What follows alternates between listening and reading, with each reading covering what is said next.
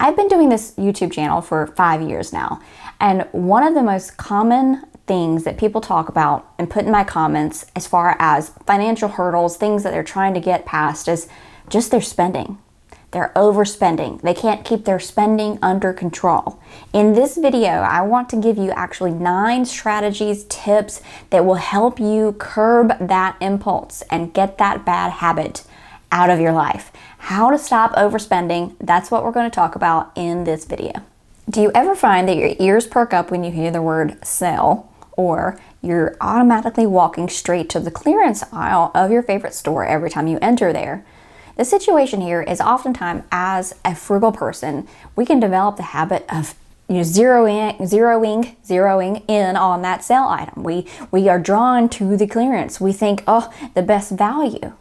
The thing to remember here is that's not the situation. This is one of the things many people talk about in the comments, as I was talking about earlier, where this is where they spend their money because they just can't avoid the clearance bin.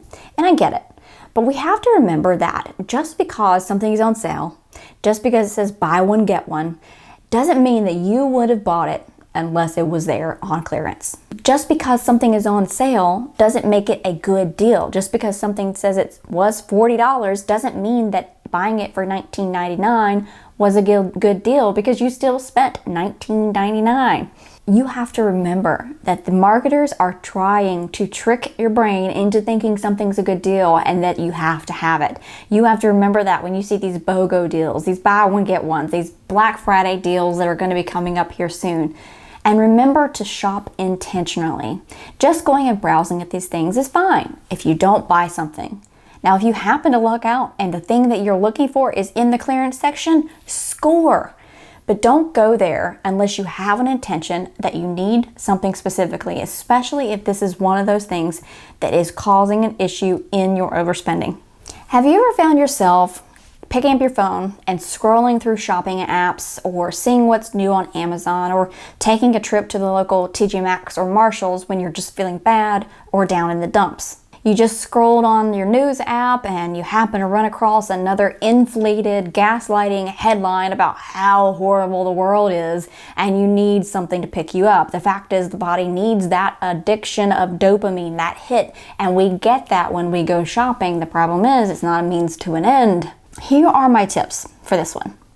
The first one is to stop spending money and shopping as a mood booster. It does not work. You have to realize it's an endless cycle, and you have to get off the hamster wheel, okay? This is not going to be good.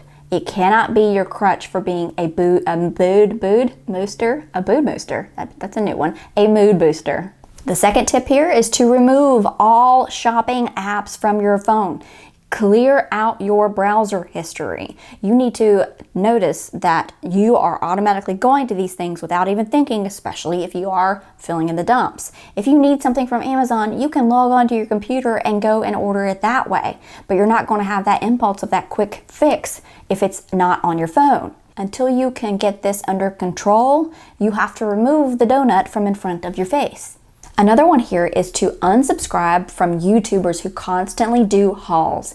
If you find yourself always buying something, or often buying something from those videos that you wouldn't have otherwise realized you needed, the secret here is that those people who you see do all these clothing hauls, all these Amazon greatest finds, or all these decor videos for the 52 weeks of the year that there's a different season and a different decor that they put up, a lot of times, I'm not going to say everybody, all the time, they actually return these items.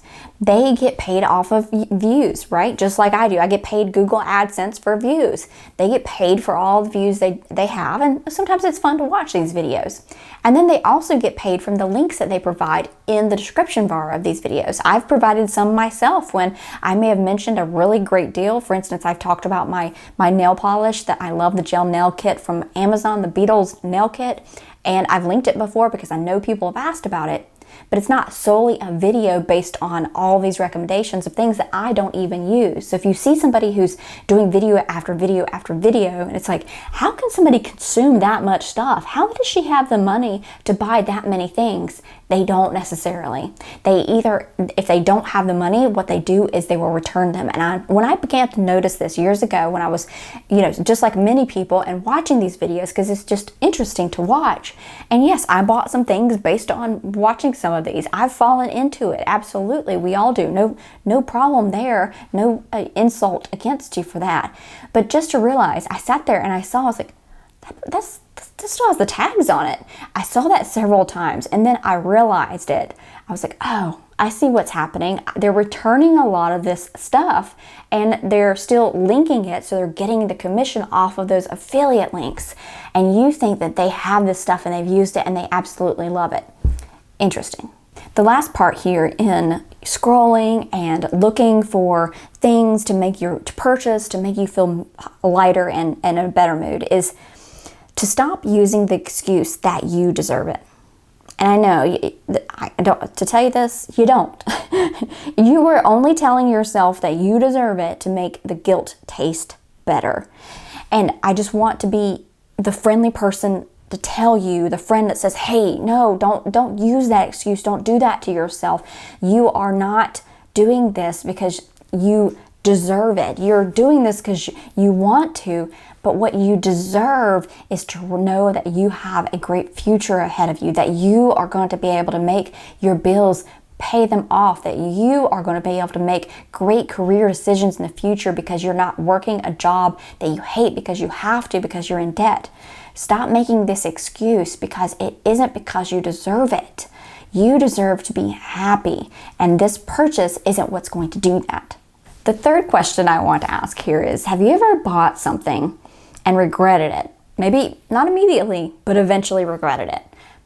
Absolutely. And it happens all the time. Now, the frequency that it happens is up to you, because you can't always, it's not going to work 100% of the time, right? You're going to buy something and it's either a lemon, or you misread something and it's not the best deal. It's okay. But what we can try to do is cut down on those regrets. I'm going to identify 2 problems that cause regrets. And the first one is that you don't realize what you already have. You just bought this thing and you're like, yeah, forgot. I already had a pair of shoes, look just like that. Oops, already wore those out on the way home. Can't take it back. Declutter and organize so that you can rediscover what you already have.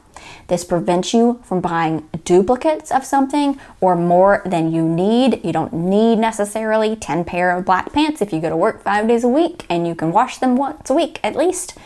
And you also will end up saving money, because once you rediscover something and you have things cleared out and you can remember what you have, and they are the things that you love, that you chose to keep, there's just a contentment that follows that.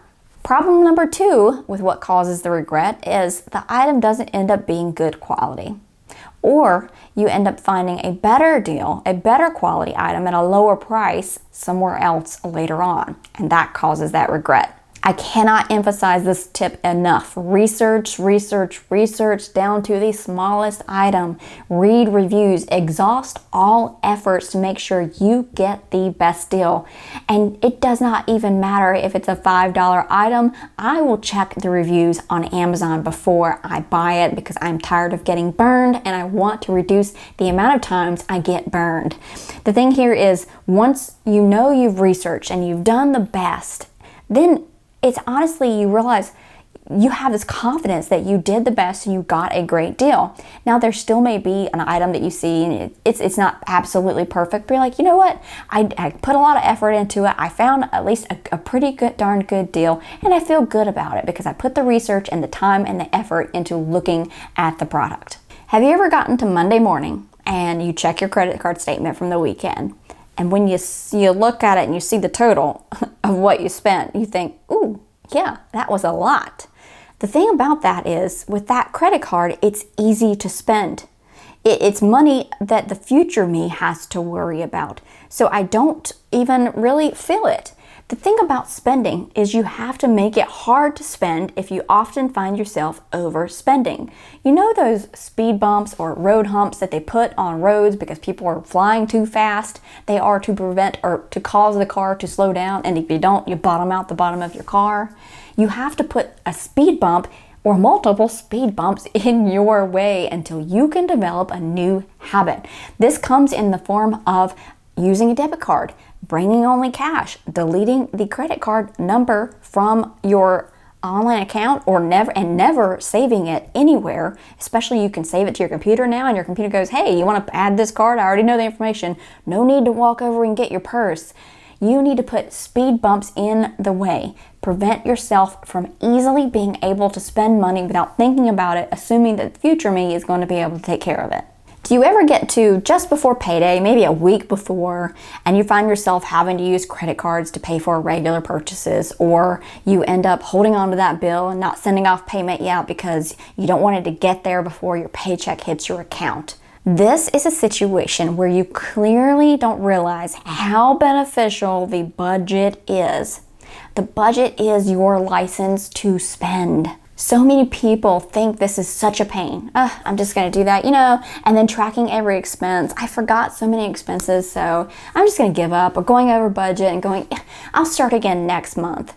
The budget is guilt-free spending. What you don't realize is if you follow it, you won't have to rely on those credit cards. You won't have to hold onto bills and risk a late payment because you've already know what exactly your money's doing. The thing about the budget is if you have money there, you can go spend it. So if you have, let's say, $40 on self-care or one of those small wants to keep yourself motivated and keep yourself going, having a little bit of fun, then you are going to be like, oh, that's guilt-free because it's there. It's in the budget.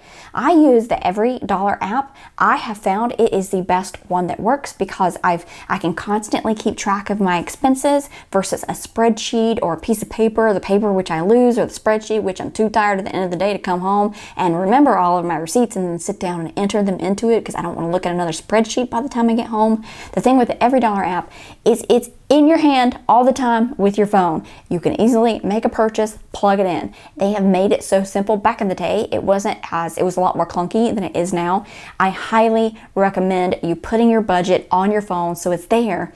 And what this is going to do is, again, keep you from getting to that point, that stressful time where it's hard to sleep because you've got these bills to pay and you're not sure when to send off the payment to make sure it doesn't get there in time, and that stress. I know that stress, and I don't want you to have that stress.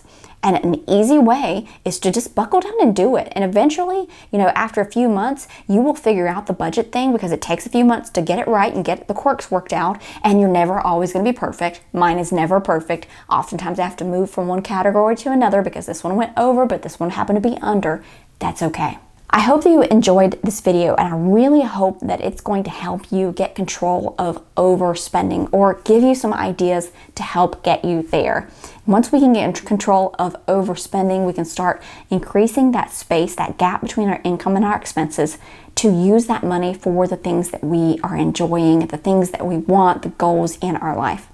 If you enjoyed this video, make sure you click on that thumbs up button. Don't forget to hit the subscribe button down below. I would love to have you come back for more videos.